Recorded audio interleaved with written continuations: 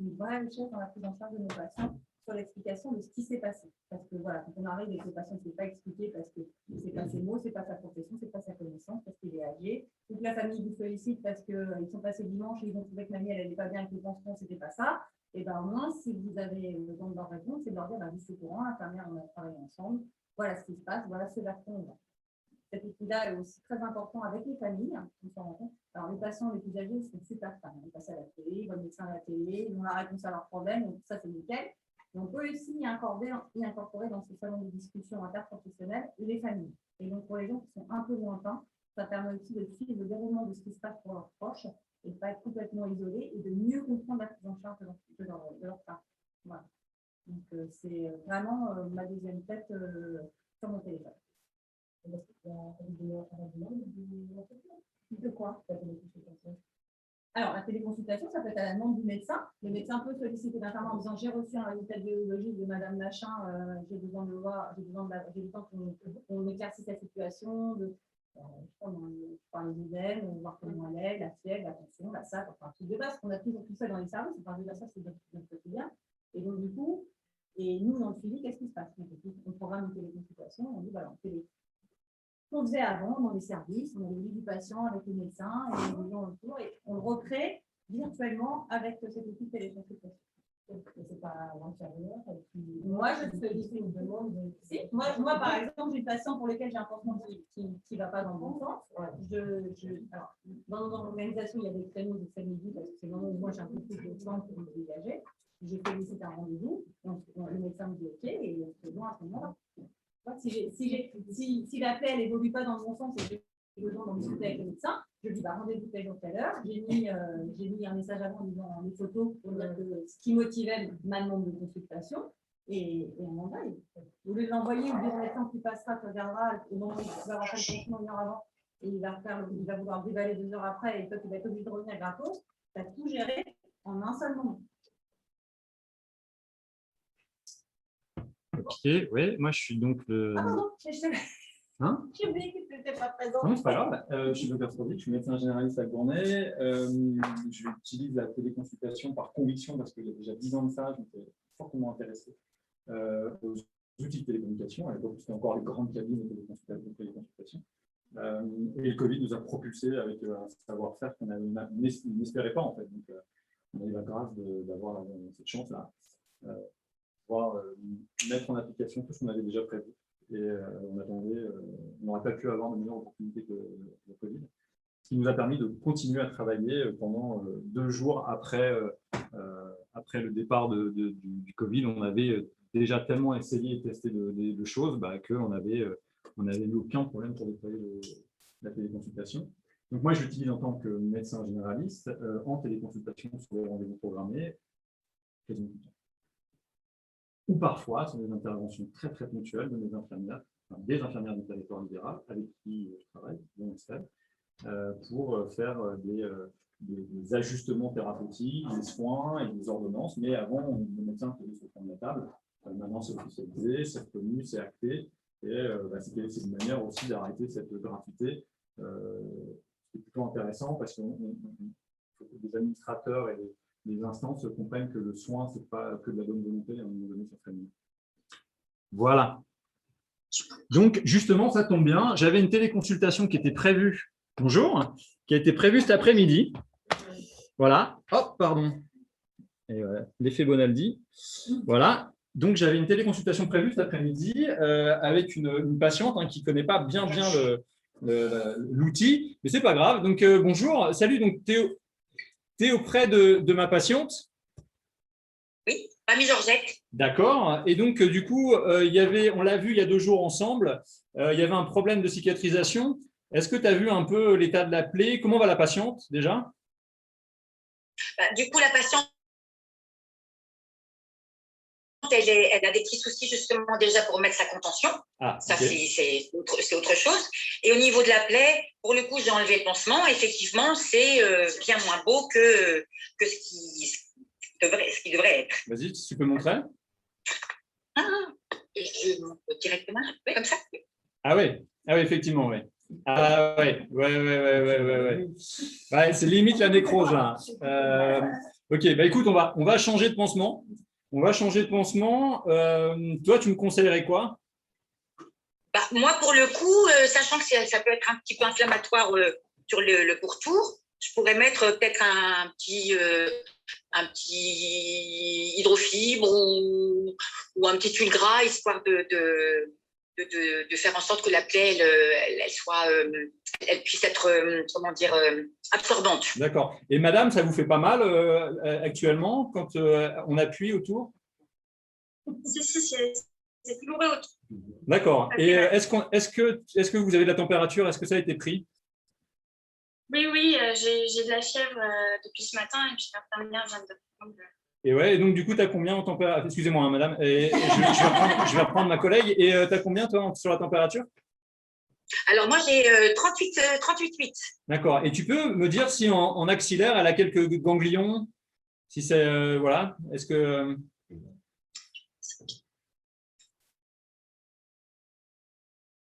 A priori, moi, j'en palpe pas. D'accord. Donc ça reste très, très localisé pour l'instant. Mais Ça n'a pas dû remonter encore justement en axillaire. Je ne pense pas que la douleur, elle soit jusqu'au bras.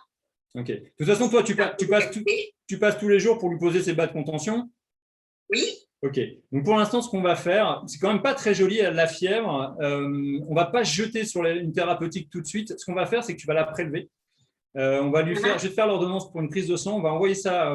Tu vas la poser au laboratoire en passant si ça ne te dérange pas. Tu la revois demain. On réévalue. On va changer le pansement. Est-ce que dans ta voiture, tu as des choses à base d'argent ou quelque chose comme ça?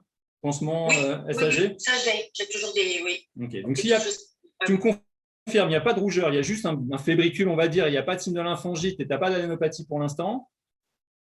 Ça, tu me le confirmes? Non. Ok. Ouais. Donc, je vais changer le pansement. Tu peux lui appliquer déjà ça. Moi, je vais lui changer ses ordonnances. Tu la revois demain. On aura la bio. Tu m'appelles, on voit avec ma secrétaire, on prend le rendez-vous. Et à ce moment-là, on réavisera demain. Cartouche antibio, pas antibiotique, on décidera ensemble. D'accord? D'accord. Ok, ça marche. Ça roule? Bon, monsieur. Est-ce qu'elle a des allergies? Parce que je ne la connais pas. Est-ce qu'elle a des allergies? Je ne la connais pas bien. Alors ça, je n'ai pas encore posé la question. Pour le coup, oui, à la pénicilline, dit-elle. Ok, très bien. Bon, bah, écoute, on se revoit demain. Je prépare les ordonnances pour la prise de sang et puis je te fais les ordonnances pour les nouveaux traitements. Ok? Je t'envoie tout ça. D'accord, ça marche. Ok, merci beaucoup. Au revoir, madame. Des questions? Au revoir. Merci, docteur. Bon, tout est clair. Bon, très bien. Merci. Au revoir. Ouais,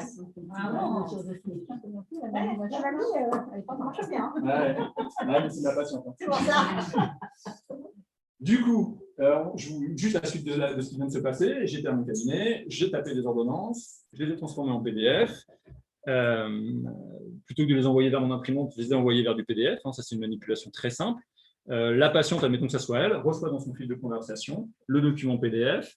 Tout était partagé. Donc, l'infirmière récupère l'ordonnance. Le pharmacien, s'il a été mêlé à cette consultation-là, reçoit l'ordonnance. Le labo reçoit l'ordonnance. La patiente, si elle n'est pas en ALD, là, je ne sais pas si on a parlé de trucs, mais si elle est en ALD, ben voilà, c'est moi qui la paye de soins, c'est dégradé. Si elle doit régler, c'est une consultation prévue, c'est 25 €. Moi, je fais une demande de paiement en ligne, de payer en carte bleue directement sur le logiciel de paiement. La patiente, elle n'a pas bougé de chez elle, elle a une adaptation idéale du traitement, une prise en charge sérieuse avec quelqu'un qui connaît ses gestes. Elle a eu un changement thérapeutique et une adaptation thérapeutique. Les feuilles de soins ont été envoyées, on a évité les transports. S'il avait fallu faire un bon transport, elle aura une réévaluation dans 4 heures. Et tout ça, dans la prise en charge, de toute façon, elle aurait eu. Parce que l'infirmière s'est passée pour poser les bons cas de tout. On est bien d'accord que la plupart du temps, c'est pour les personnes qu'on voit à domicile, qui sont vieux, qui ne maîtrisent pas forcément l'outil informatique. Eh bien, on n'a aucun problème avec les personnes âgées. J'en ai beaucoup plus avec les jeunes qui sont capables d'utiliser WhatsApp, Instagram, TikTok et toutes ces merdes, mais qui vont pas être là à l'heure, qui vont bidouiller, qui vont machin, qui vont plutôt être de mauvaise foi et pas forcément très appliquées. J'ai rarement eu de problème avec les personnes âgées. En l'occurrence, là, c'est le téléphone et c'est le avec l'infirmière, avec la patiente. Là, c'est le téléphone de l'infirmière. C'est ça. Sur le dossier, Voilà. sur le dossier, le nom de la patiente. D'accord. Qui permet, non, mais ce qui permet de tracer. Oui. Alors, bien. en fait, l'infirmière va sur le dossier, va sur le domaine, va sur le Sur dossier. Edomed, Alors, c'est pas Idiomède, ça Idiomède. pourrait. Idiomède. Non, Le parce choix que était c'est justement- légitime. mais Non, c'est Idiomède. Non, Il y a des fils de discussion par patient. Ouais. Oui. Alors, Il faut moi, je l'avoir trouve ouvert. que. Alors, c'est une application. Moi, je pense que c'est très bien, mais je trouve que c'est nul. Voilà. Donc, en Faut fait, pas faire discipliner, parce que moi, j'en ai déjà fait des consultations à côté. Et quand on est 20 minutes chez le patient à attendre, mais dans la salle d'attente virtuelle du médecin qui se connecte, c'est juste pas possible. Je transmets. On va en parler. Donc après, dans le groupe, tu mets On va regarder sur ce le que nom de tous les Valérie- participants. Je te- En fait, tu mets tous les gens. La réunion, donc là, moi, j'ai le médecin. Le médecin, lui, il a rajouté des gens qui étaient à son cabinet pour être en connaissance du dossier. Donc, ça, il se débrouille. À partir du moment où la discussion est ouverte, toute personne appartenant à la discussion peut venir ou se retirer à tout moment. Ce qui permet de faire ça. Ensuite, tu as la pharmacie avec tous les noms. Voilà. Et après, quand on fait la. Ça, c'est toutes les photos, mais s'il te plaît. Je me trouve de là. Ah non, ça passe au quart d'heure. Et à partir de. Attends. C'est quoi que je cherchais? C'est quoi que je cherchais?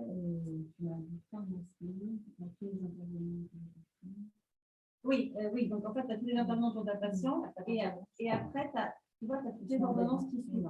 Et donc, en fait, à ce moment-là, tu peux avoir le traitement. Tu vois, donc, l'ordonnance, elle apparaît là, le pharmacien est là, la biologie. Et du coup, tout le monde, à tout moment, est au courant de ce qui se passe autour de son patient. Donc, toi, tu la crées, tu fais venir les gens que tu veux. Ponctuellement, qui est à venir, tu fais rentrer le télé. Une fois que la kinésithérapie est prise en charge, il n'est plus prise en charge, tu retires la kinésithérapie. Tu n'es pas l'infirmière référente, tu fais une autre infirmière, tu la fais rentrer. À condition d'être rentré dans la base de données IDOMED. Par exemple, tu as fait partie de ce travail-là, mais à un moment donné, tu dis, moi, j'ai fini mon travail, tu vas sur Idomed, tu fais archiver, tu ne seras plus sollicité par ce groupe-là. Et moi, par exemple, c'est les patients pour lesquels je suis intervenue ponctuellement, qui continuent à converser avec le médecin. Je n'ai pas retiré parce que je sais que je vais t'amener à y revenir. Je vais venir en silence. Voilà. Je veux plus être notifiée de ce qui se passe. Voilà. Mais je sais que ponctuellement, je vais t'amener à réintervenir. Donc, du coup, je Est-ce que tu es un peu moins terrifié? Ah bah oui. Oui, mais là, j'étais coachée. Il faut bien un début. Oui. Concrètement, l'ordonnance, alors première question, c'est tes ordonnances en PDF, elles sont signées, tu as une signature enregistrée ou pas? Alors, c'est une question que je me pose par approche-toi. rapport à Désolé, bien. Donc voilà, Tu as une l'ordonnance. signature enregistrée, quand tu la prends en PDF, tu peux faire une ordonnance signée. c'est Exactement. ça? Ok. Et puis le logiciel WEDA implémente toutes les signatures sur le document PDF. Malheureusement, c'est pas Oda encore. Et j'ai le choix, et sous WEDA, j'ai le choix d'imprimer des ordonnances C'est WEDA signées ou non signées. Ouais. C'est Weda qui a fait le forum. Ouais. Tout le monde en parle. Bah oui, mais je crois que C'est évident. C'est idéal, ouais. Mais Deuxièmement, ton ordonnance, tu l'as transmise du coup aussi sur le groupe où il y a le pharmacien. Est-ce que le pharmacien va pouvoir utiliser cette ordonnance-là? D'accord. S'il a IDOMED, il la Il n'y récupère. aura pas besoin que quelqu'un aille la porter. Non. Voilà, ça, Ah bah c'est non. intéressant. Ah bah non, voilà. Il le reçoit parce qu'il a une notification. Il le reçoit. Ouais. Parce qu'il qu'il faut est- qu'il il est dans le groupe, faut qu'il voilà, soit c'est pas attaqué pour. ils l'ont toujours allumé en arrière-plan. Souvent, souvent, c'est sur l'ordinateur d'officine ou c'est. Et au pire, le patient il y a quelqu'un de la famille qui va aller chercher les médicaments. Ils vont dire, je vais chercher les médicaments de madame Intel. Ah, pardon, je vais sur les mails. En fait, il faut savoir que dès que la téléconsultation est mise en place, le kiné, l'infirmière, le pharmacien autour de ce patient et traiter sur un patient 3 ans, ça fait des choses. Et là, ce qu'on a fait en plus, qui était une plus-value énorme de ce qu'on vient de faire, c'est qu'on a fait une réunion de coordination. RCP, émargé aux ACI, qui permet, dans le cadre d'un travail pluripro, à la fin de l'année, d'avoir un bilan comptable, parce que c'est automatiquement implémenté. Parce qu'en même temps que j'ai fait mon observation sur mon logiciel pro WEDA, ma secrétaire ou moi avons créé la réunion en tant que réunion de coordination avec le patient. Donc on prend le patient, on met sur le board, sur le groupe, on prend le patient, l'infirmière en question. Moi, je mets la secrétaire, parce que la secrétaire chez nous, c'est la colonne vertébrale du système, c'est elle qui organise le truc, on ne néglige rien. La secrétaire fait partie du groupe, parce que c'est elle qui va parfois envoyer les bons de transport, les machins. Donc, la secrétaire, le médecin, donc on est 4, c'est déjà une belle réunion de coordination. Et ça, c'est incrémenté automatiquement. Je prends ma conclusion, je la drop sur le compte rendu, et je n'ai pas besoin d'une coordinatrice pour faire ça. Et ce n'est pas le travail d'une coordinatrice de faire ça. Ça m'a pris 1 millième de seconde. J'ai fait mon truc, j'ai fermé mon dossier, j'ai fait mon rendez-vous, c'est incrémenté et j'émarge aux pratiques polyprofessionnelles et à l'utilisation d'outils informatiques. et la situation est gérée.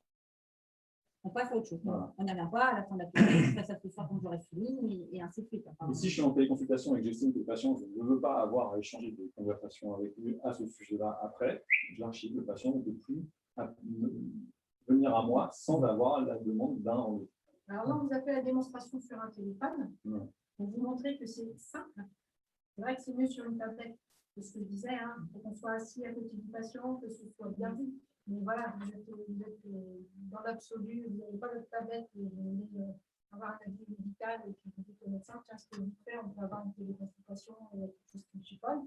Ou alors je prends des photos, je les envoie. Enfin bon, bref, c'est très simple. Je vais vous montrer la solution. C'est dommage que je ne peux pas sortir, mais je vous fais la vidéo, la téléconsultation, une des téléconsultations les plus l'une des téléconsultations les plus fréquentes quasiment chez moi. Vous imaginez que je suis dehors, ciel bleu derrière, je suis une femme. Docteur, je suis désolé. Ces petites consultations, j'en ai déjà fait une 6 mois, je sais ce que c'est rouge, ça brûle, j'y vais toutes les 5 minutes, je suis au tard, je ne peux pas m'en aller. Pas de problème. Vous n'avez pas d'antécédent, pas d'allergie? Non, allez. Ordonnance de Montmirail et c'est parti. Okay. Voilà. Moi, je suis convaincue de l'intérêt. Après, c'est la mise en pratique. Ça fait des mois que je pense. C'est quoi votre profession? Je suis médecin généraliste. D'accord. Mais du coup, on est sous Axi Santé, je ne suis pas très calée en informatique, tout ça est un peu, voilà, on est absorbé par plein de choses. Et alors, je viens de télécharger les données. Je sais qu'à TNG, Guillaume Boilard en parlait. Ça y est, je télécharge. Et du coup, mais bon, voilà, on n'a pas d'EDA, pas de chance. Voilà, tout ça paraît pas si simple. L'EDA n'est pas du tout nécessaire. L'EDA n'est pas nécessaire. Les professionnels de votre territoire avec qui vous Oui, travaillez. alors déjà mes collègues, j'ai invité mes collègues qui sont arrivés, mes associés voilà, du cabinet, et on va mettre les pharmaciens, c'est la deuxième étape. Après, on est là en tant que professionnel aguerri et s'il y a besoin d'enfin. Nous, ça vient des infirmières. Nous, on a la chance à journée d'avoir plusieurs infirmières, 3 cabinets d'infirmières qui travaillent avec nous. C'est elles qui sont vraiment à l'instant. Enfin, qui vont voir les pharmaciens, qui disent ouais, mais ils nous mettent, ça sera plus pratique. C'est elles qui ont fait. On commence à démarcher, ça commence à faire, mais justement après, quand ils verront l'intérêt de dire bah oui, au final, je gagne du temps. Et puis il y a son interaction permanente avec tous les médecins du territoire. Donc, Les CPTS, elles vont faire la promotion de ces outils-là, on ne va pas se mentir, parce que quand on monter la CPTS, avoir l'outil et quand même le besoin de prendre en charge des patients qui vont être en retour de soins. Il faut dire aussi que la CPTS avait fait une journée avec plusieurs justement supports, parce qu'ils n'ont pas pris de mettre comme ça. Il y a une journée qui a été faite, qui a été dédiée à trouver l'outil le plus adapté, le mieux adapté. Et à la fin de la journée, tout le monde, enfin, pas tout le monde forcément, mais en fait, une majorité était plus de mettre pour l'utilisation facile. Le Havre utilise de mettre facilement. Après, je pense qu'aujourd'hui, quand on n'a pas de temps à faire, si on a un outil qu'on a besoin, il faut utiliser celui qui est disponible. Si on a tous le même outil, c'est tout à fait différent. Bien sûr, sur différents territoires, on n'est pas un spécialiste. Question? J'ai utilisé ils nous ont adressé des crédits collectés il y a quelques mois. Je ne sais pas si c'était le reste, c'est l'URML. Donc, il y avait un CPE collecté. On a essayé ça avec une collègue, c'était très bien pour l'audition. Pour l'audition avec le CPE collecté, c'était bien. C'était bien plus compliqué pour 2 raisons. Pour l'audition, c'est vrai, et pour aussi l'examen clinique. J'ai vu palper le problème maxillaire. Je ne suis pas certain que aussi une auscultation et savoir comment on doit ausculter pour former des infirmiers PA, ça fait partie du travail quand on travaille avec une infirmière PA à faire l'examen clinique qu'elles n'ont jamais appris à faire. Elles ont leurs compétences et certains examens cliniques, d'autres qu'elles ne connaissent pas. Et ça a été une des problématiques c'était sur une auscultation pulmonaire et il y avait qu'on retravaille après. Et donc, c'est vrai qu'on a abandonné un petit peu cet outil-là qui semblait être un outil intéressant. Et puis, l'auscultation, le stéthoscope, alors j'entendais ce que tu disais tout à l'heure sur l'utilisation du stéthoscope, c'est vrai que les fréquences, on en parle. Donc, il faut utiliser autre chose. Il faut l'analyser. Voilà, ce qu'on répète beaucoup depuis ce matin, c'est qu'il y a le prérequis. Alors, moi, la raison pour laquelle je suis là, c'est qu'à Gournay, on fait un truc qui n'existe nulle part ailleurs, une unité de renfort dans laquelle j'ai la chance de travailler. Je travaille l'unité, l'élément inutile de notre structure de soins, c'est le médecin. L'unité variable, c'est le médecin. L'unité indispensable, c'est la secrétaire. C'est la reine mère de notre gouvernement. C'est la secrétaire. Sans elle, il n'y a pas de système. Elle n'est pas là aujourd'hui, parce que mais voilà. Sans elle, il n'y a rien. Ça fait 5 ans qu'on travaille ensemble. On se connaît sur le bout des doigts. C'est-à-dire qu'il y a une oreille qui bouge, je sais ce qui se passe. Les infirmières, deuxième unité indispensable. Elles connaissent le territoire sur le bout des doigts. Je n'ai pas besoin d'être né à Gournay-en-Bray. J'ai une totale confiance. Et dans la pratique du renfort, les infirmières, depuis 7 ans, assistent à toutes mes consultations médicales. C'est-à-dire qu'elles sont bien plus performantes pour faire une auscultation ORL. Elles savent faire des trodes magnifiquement. Elles savent regarder avec un otoscope les tympans et me dire OMA, otite séromuqueuse, tympan congestif, tympan normal, cérumen, mieux que mes internes.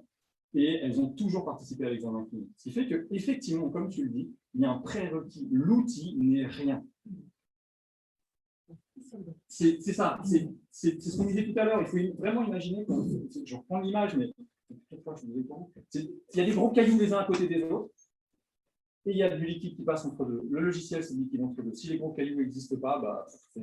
Oui, mais alors les infirmières, comment tu fais pour les former comme ça? Alors, ça, c'est exceptionnel, mais ça n'existe pas. Et bien sûr que si. Aujourd'hui, il y a l'IRPS,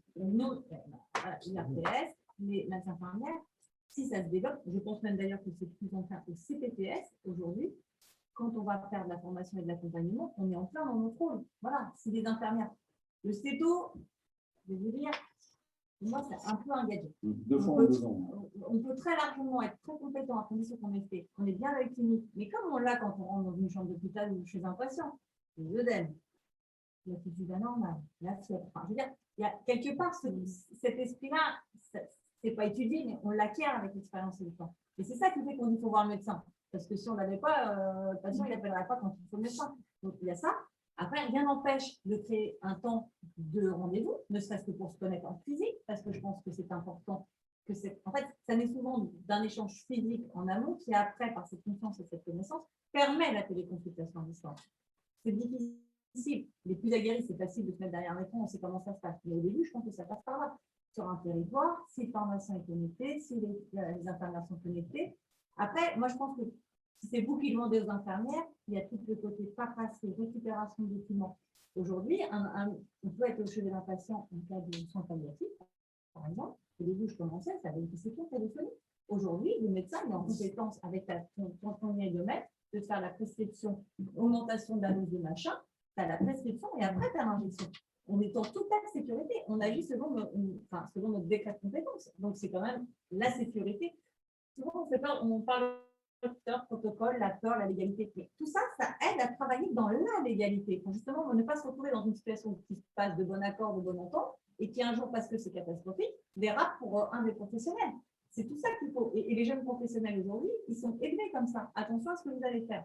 C'est 10 fois plus sécurisant d'avoir la prescription à côté du patient sur un téléphone, qui dit augmentation de la dose, qui est tracé en temps, en heure sécurisé, et toi, tu fais ton acte. Je veux dire, ça ne peut pas être plus magique. En téléconsultation, moi, tout le monde est en médecine capable de pouvoir former des internes, ce qu'on appelle maître de stage de l'université, MSU. Moi, j'ai la chance d'être MSU, j'ai la chance d'avoir des internes, j'ai la chance d'avoir des DD. Une téléconsultation, pour eux, c'est impossible. La téléconsultation, elle demande de l'expérience. Elle demande du terrain, elle demande de la sémiologie, elle demande une vraie compétence. C'est-à-dire que vous mettez un jeune médecin, une jeune infirmière avec l'outil, je crois que c'est une catastrophe. C'est-à-dire qu'il y a vraiment un effet, il faut avoir. C'est comme prendre une moto. Jamais mon fils ne conduira une moto avant d'avoir fait 10 ans de conduite automobile. C'est la même chose. C'est-à-dire qu'il faut avoir compris des astuces, des pièges, ressentir, avoir des instincts, des intuitions. Non pas que la médecine est une science d'intuition, mais le savoir-faire est extrêmement important. Donc, il y a un énorme prérequis. C'est-à-dire qu'on n'est pas en train de vous dire Idomed, Weda, Omidoc et compagnie sont des solutions qui vont faciliter votre vie professionnelle. Moi, mes internes, quand je m'amuse à leur laisser une téléconsultation, ils mettent en moyenne 45 minutes pour une rhinopharyngite.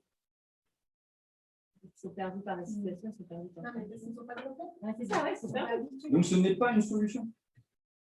Vous aurez justement ce qu'on vous enverra, ce qui peut être un outil qui peut vous aider par rapport aux infirmières, à savoir de ne pas poser des stéthoscopes quand c'est une auscultation que vous voulez bien faire. Vous l'avez. Et comme tu disais, le problème, c'est que là, tu vois, la palpation des adénopathies, on ne se connaît pas. J'ai joué le jeu pour le truc. J'aurais eu pleinement confiance si c'était Estelle qui le faisait plutôt que toi. Parce que ça fait 7 ans, 8 ans qu'on travaille ensemble. Bon, en même temps, c'est la première fois, donc du coup, je suis pas sûre d'avoir fait. Non, mais voilà, tu vois, moi j'ai tout de suite vu que le geste n'était pas celui que j'attendais. Voilà, on n'avait pas passé 3 heures à réajuster les mains, mais il y a la vidéo. Donc moi, je peux réajuster, dire, hein, voilà, c'est la première fois qu'on m'entend sur le coup. Pose-toi tranquillement, pose le téléphone, écarte le bras et va chercher en pleine suée. Mets des gants, tu vois. Mais va le chercher et palpe bien. Tu sais, l'autre jour, je t'ai fait toucher les adénopathies cervicales. Recherche la même chose. Tu sens des petits poids. Moi, mes patients s'autopalpent. C'est génial. Enfin, en téléconsultation, mes patients, que j'ai eu l'habitude de voir depuis des années, ils me sentent le faire. Je leur dis, faites comme vous faites d'habitude. Vous mettez vos doigts sur chaque côté devant l'oreille. Vous descendez, vous allez sentir une gouttière. Il y a l'os. Vous sentez l'os? Ouais. Vous glissez dessous et maintenant vous mettez les doigts à plat. Et vous allez à droite, à gauche. Est-ce que ça vous fait mal? Non. Est-ce que vous sentez comme des bouts, des petits points? Ouais, d'un côté, mais pas de l'autre. Ah, descendez le long de la gorge. Non, un peu plus. Il y a une petite truc mou et devant, c'est un peu dur. Mettez-vous dans la gouttière, descendez. Ah non, je fais les gestes devant eux. Et c'est génial. Et quand on était au Covid au départ, il y a mon interne qui était assis, et j'étais derrière pour les mamans qui examinaient leurs enfants. Il y avait mon interne, la caméra sur mon interne, et moi j'étais derrière mon interne, et la maman faisait exactement ce que Les gens, ils sont, enfin, on laisse sincèrement l'angoisse que représente, l'inquiétude de ce qui leur arrive et l'angoisse qu'ils arrivent. Et quand vous faites cette réponse-là, on désamorce une ligne. Conséquence du truc, aujourd'hui les mamans, elles m'appellent. Bon alors, ça fait 3 jours, il a un peu de fièvre. Ça fait 2 jours que je vérifie sous la mâchoire et il n'y avait pas de ganglion au début, mais maintenant il y en a. Quand j'appuie sous les yeux au niveau des siphus, ici ça lui fait mal. Et puis quand j'appuie devant les oreilles, il a mal à gauche. Allez, venez. On va aller voir. Voilà. Et c'est ma secrétaire qui a eu la maman à la maison. Et on ne va pas faire 2 téléconsultations. Et la maman, elle a fait tout ce qu'il fallait. Et elle arrive, je me photo, c'est bombé. Allez, cette fois-ci, je la vois au bon moment, c'est l'EMA, je sais ce que j'ai à faire. Je l'aurais vu 3 jours plus tôt. Donc en plus, on a éduqué nos patients. C'est un truc incroyable, les conséquences de la téléconsultation. Moi, c'est un enrichissement professionnel que tout le monde. On disait, une infirmière a des pansements. C'est le ruissellement. C'est le ruissellement, c'est-à-dire qu'elle est devenue la référence. Et si je suis en téléconsultation avec une infirmière qui ne sent pas la compétence, je passe un petit coup de fil, tu as 2 minutes de regarder en même temps, bam, je la rajoute à la téléconsultation. Ah ouais, mais un Eurostar plutôt. Parce que la jeune professionnelle, c'est normal qu'elle n'ait pas l'expérience de celle qui a 20 ans de plus. Et idem pour les médecins. Quand les jeunes médecins arrivent avec une infirmière qui connaît les patients depuis plusieurs années, ils ont de l'info à transmettre, ils ont de la connaissance. Et le médecin, il est plus en sécurité parce qu'il se dit, quelque part, je ne veux pas être passé à côté de quelque chose. Parce que c'est ça qui fait craindre la situation, c'est de se dire, il y a eu un super antécédent, je n'ai pas de dossier, qu'est-ce que je fais? Donc, si l'infirmière elle est consciencieuse et qu'elle dit voilà, les principaux trucs c'est ça, aujourd'hui on a ça, en fait de toute façon qu'il a eu urgence, ils n'iront pas plonger plus loin, hein, ils auront fait l'ambulance, ils auront passé 4 heures sur un brancard, mais globalement on n'aura pas fait mieux. Hein. Donc, et en plus, vous le laissez dans son univers. Donc c'est quand même pour des gens à un certain moment éviter une aggravation de la situation. Et si vous êtes organisé, un dermatoscope, un otoscope numérique, un stéthoscope, et c'est fini. Désolé. Pardon. Elle a 3 minutes. Donc, un outil connecté pour tout le monde, et l'infirmière, elle passe au cabinet, elle sait qu'elle va devoir aller voir l'oreille, c'est un contrôle d'une dame, on a vu son truc, elle va chercher l'otoscope, elle fait l'autoscopie, elle fait l'image, elle le met en ligne. C'est pour ça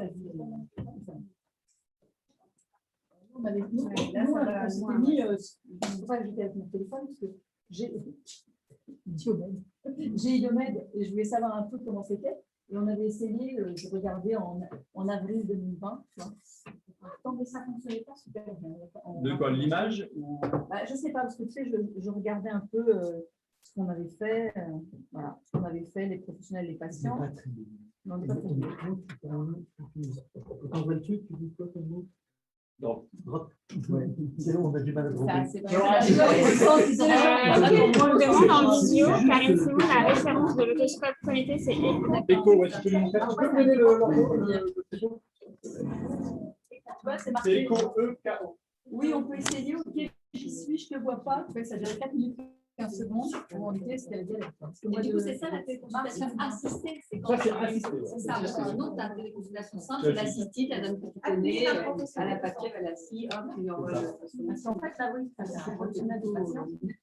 Et l'infirmière a été rémunérée pour. Ouais, mais en fait, tu fais ton boulot.